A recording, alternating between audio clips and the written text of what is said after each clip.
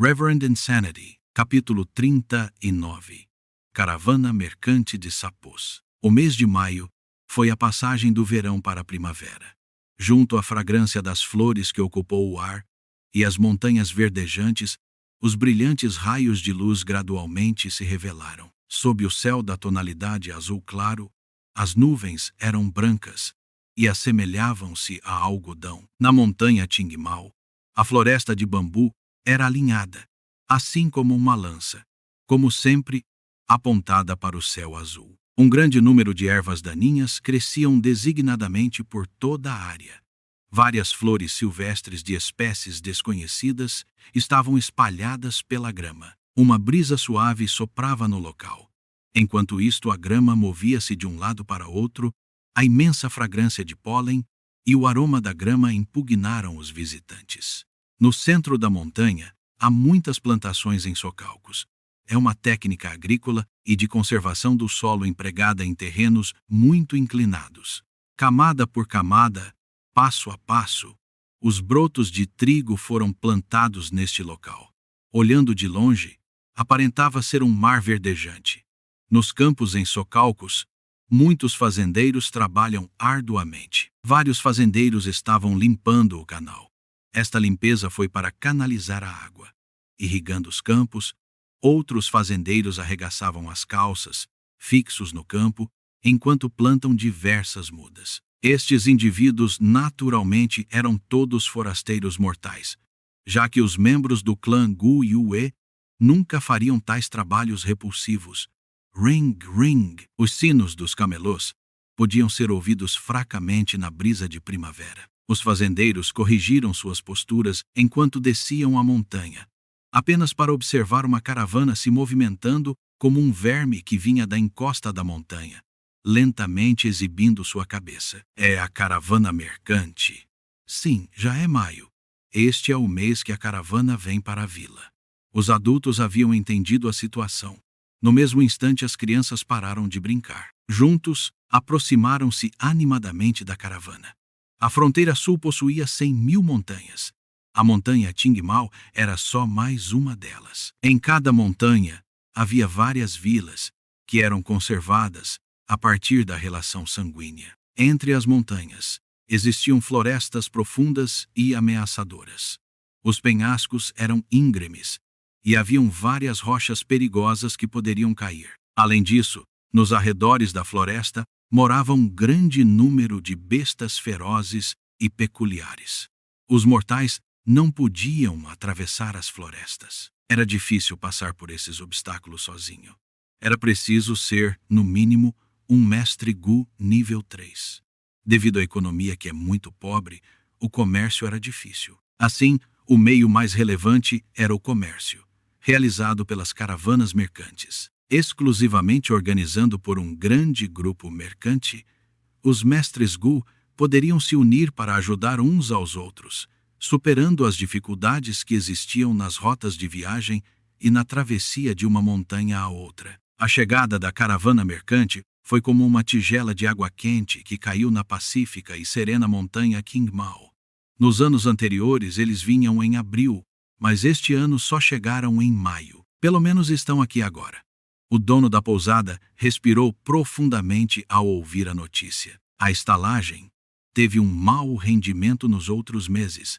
Então, somente quando a caravana chegasse, ele poderia ter lucro suficiente que iria durar o ano inteiro. Ao mesmo tempo, havia uma pequena quantidade de vinho de bambu verde em seu estoque, que poderia ser comercializado à caravana mercante. Além da estalagem, o negócio na taverna também cresceria. As caravanas mercantes entraram na vila da montanha Guyu, uma por uma, lideradas por um sapo tesouro de bronze. Esse sapo tinha 2,5 metros de altura. Todo o seu corpo era de uma tonalidade amarelo-alaranjado. A parte de trás do sapo era grossa e cheia de verrugas. Era como os velhos portões de bronze de uma cidade antiga. Nas costas do sapo tesouro de bronze, cordas grossas foram amarradas em torno das mercadorias. À primeira vista, parecia que havia uma mochila gigante nas costas do sapo. Um homem de meia-idade, com um rosto redondo cheio de pústula, estava sentado em cima do sapo. Ele era gordo, possuía uma barriga grande.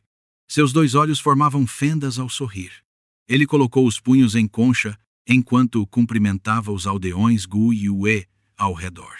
O nome deste homem era Fu, do clã Jia. Ele era um mestre Gu nível 4, o líder da caravana mercante desta vez. O sapo tesouro saltou ao avançar, mas Jia Fu, que estava sentado em sua cabeça, estava estável e firme. Quando o sapo saltava, sua altura ficava nivelada com as janelas do segundo andar de um edifício. Mesmo quando ele estava de volta ao solo, ele estava a uma altura maior do que o primeiro andar dos edifícios de bambu. As ruas originalmente espaçosas ficaram repentinamente bastante estreitas e apertadas.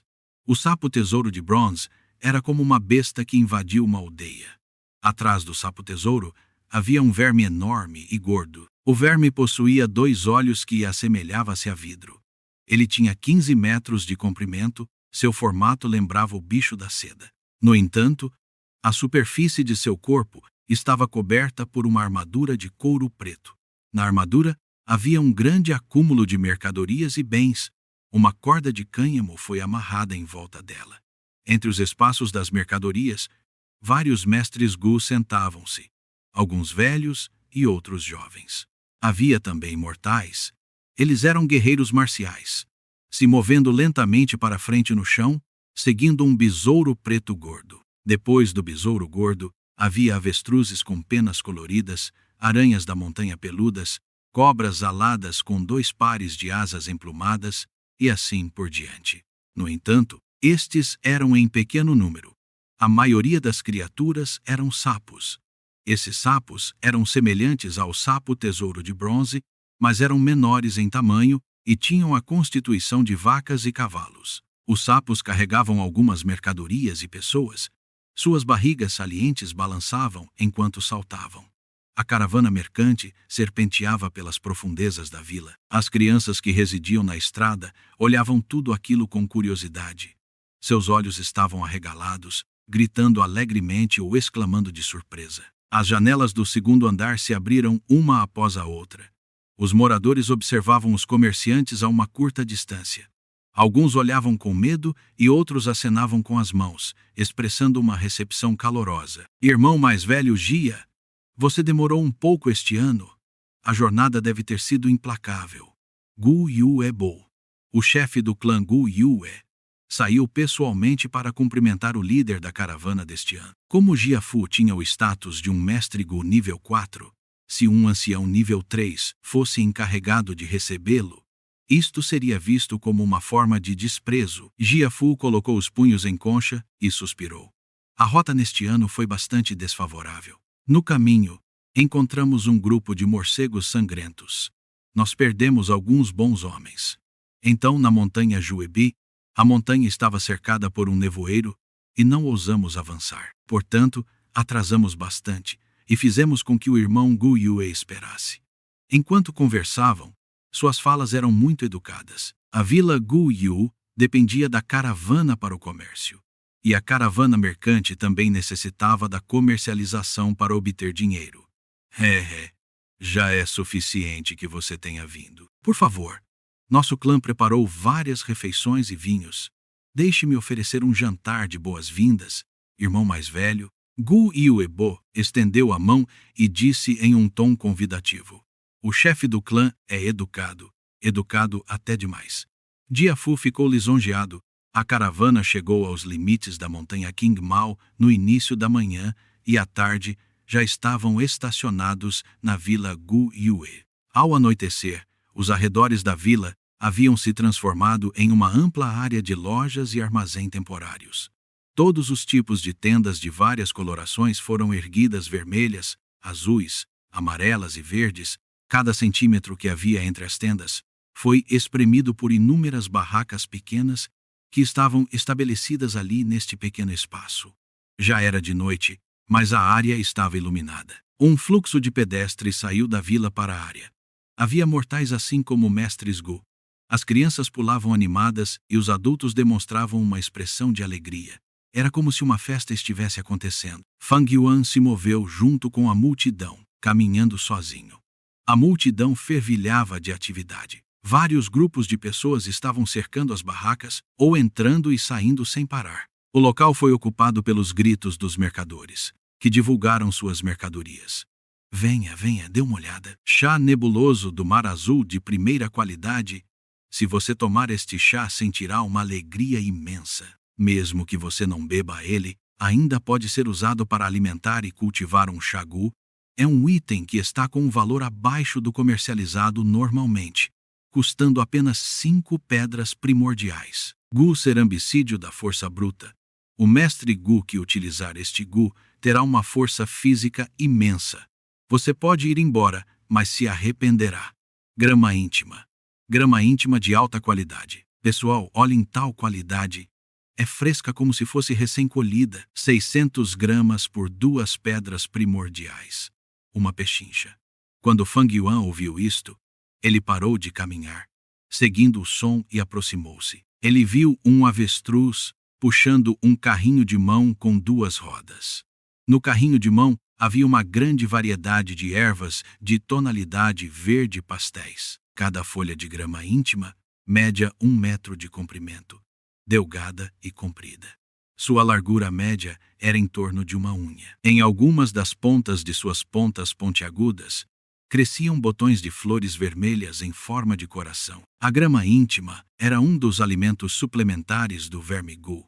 Seu valor vinha que ela podia ser usada para emparelhar com alguns outros alimentos para alimentar um verme gu. Por exemplo, Fang Yuan precisava alimentar o gu do luar com 2 pedaços de pétalas a cada refeição para alimentá-lo. Se ele misturasse uma pequena quantidade de grama íntima, o gu do luar ficaria cheio apenas de comer uma pétala. A grama íntima custa apenas 2 pedras primordiais por 600 gramas, enquanto 10 pétalas da orquídea lunar custam uma pedra primordial. Com apenas um cálculo simples, era compreender que misturar a grama íntima para alimentar o gu era mais econômico. Meio mês atrás, por usar o gu do luar na academia para matar Gao Wan, fui multado em 30 pedras primordiais. No entanto, a família Mo me pagou 30 pedras primordiais como compensação. Então eu realmente não sofri nenhuma perda. Nos últimos dias, eu extorqui 2 vezes. Minha quantia total chega a 118 pedras. No entanto, recentemente gastei continuamente essência para refinar a essência primordial do estágio intermediário e nutrir as 4 paredes da minha abertura. E uso 3 pedaços de pedras todos os dias. Somando os custos de alimentação de gu, minhas próprias despesas diárias e sucessivamente, comprando vinho bambu de verde, tenho 98 pedras. A partir do momento em que Fang Yuan matou uma pessoa, a imagem de uma pessoa cruel e insensível tinha enraizado-se profundamente no coração dos alunos, e por um tempo ninguém ousou desafiá-lo. Isso fez com que seu saque se tornasse muito mais fácil, já que todas as vezes apenas um pequeno número se atreveria a resistir. Fang Yuan pensava. Então mudou sua visão e continuou a caminhar, entrando no coração das barracas temporárias. A barraca da grama íntima estava cercada por um grupo de pessoas. Eles eram todos mestres gu ou estudantes, segurando algumas pedras primordiais em suas mãos, enquanto gritavam e corriam para comprá-las. Apesar que Fang Yuan possuía dinheiro para comprar grama íntima, ele não tinha tempo. Se não me falha a memória, aquele sapo pele de barro deve estar naquela loja. Na minha vida anterior, houve um mestre gu que o ganhou jogando na primeira noite. Portanto, ele teve uma sorte incrível. Devo me apressar. Não posso perder esta oportunidade tentando economizar uma pequena quantia.